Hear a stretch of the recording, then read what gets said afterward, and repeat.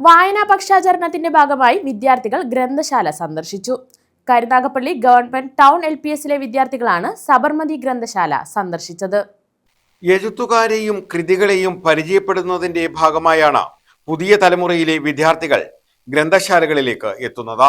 വായനാ പക്ഷാചരണത്തിന്റെ ഭാഗമായാണ് വിദ്യാർത്ഥികൾ വിവിധ ഗ്രന്ഥശാലകൾ സന്ദർശിക്കുന്നത്.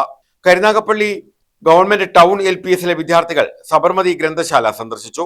ഭരണഘടനയുടെ കയ്യെഴുത്തു പ്രതിയും ഗാന്ധിജിയുടെ ആത്മകഥയും ഉൾപ്പെടെയുള്ളവ വിദ്യാർത്ഥികൾ പരിചയപ്പെട്ടു. സന്ദർശന പരിപാടി താലൂക്ക് ലൈബ്രറി കൗൺസിൽ എക്സിക്യൂട്ടീവ് അംഗം സുരേഷ് വെട്ടുകാട് ഉദ്ഘാടനം ചെയ്തു. ആ മകൻ പറയുന്ന കഥയുണ്ട്. അപ്പൊ ഇതൊക്കെ വായിക്കുമ്പോൾ നമുക്ക് എന്ത് തോന്നും? ആഹാ, ഇങ്ങനെയൊക്കെ പഠിച്ചിട്ടാണ് അവർ വലിയ വലിയ ആളുകളായത് അല്ലേ? അപ്പൊ നമ്മൾ കഷ്ടപ്പെട്ട് പഠിക്കണം എന്ന് തോന്നില്ലേ? അതാണ് ഈ പുസ്തകത്തിന്റെ ഒരു മാതൃക. ഓരോ പുസ്തകം വായിക്കുമ്പോഴും നിങ്ങൾ അറിയാതെ നിങ്ങളിൽ ഒരു സന്ദേശം പരക്കുന്നുണ്ട്. ആ പുസ്തകം നിങ്ങളിലേക്ക് പുതിയൊരു അറിവ് പകർന്നു നൽകുന്നുണ്ട്. അതാണ് പുസ്തകങ്ങളുടെ ഒരു കരുത്ത്. അതുകൊണ്ടാണ് നിങ്ങൾ പുസ്തകങ്ങൾ കാണണം, പുസ്തകശാലകൾ കാണണം, പുസ്തകങ്ങൾ അടുക്കി വെച്ചിരിക്കുന്ന ഇതുപോലെയുള്ള ലൈബ്രറികളിലേക്ക് യാത്ര ചെയ്യണമെന്ന് നിങ്ങളുടെ അധ്യാപകർ. അങ്ങനെ പുസ്തകങ്ങൾ വായിക്കാനുള്ള പ്രേരണ നൽകുന്ന സമയമാണ് ഈ വായനാ പക്ഷാചരണ സമയം. പണിക്കർ എന്ന് പറയുന്ന ഒരു പഴയ പ്രൈമറി സ്കൂളിലെ അധ്യാപകനായിരുന്നു. അദ്ദേഹം വളരെ പ്രായം ചെന്ന ആളായിരുന്നു. അദ്ദേഹം കേരളം മുഴുവൻ ഇങ്ങനെ കാൽനടയായി നടന്ന്. ഗ്രന്ഥശാല പ്രസിഡന്റ് സുമൻജിത്ത് മിഷ അധ്യക്ഷത വഹിച്ചു.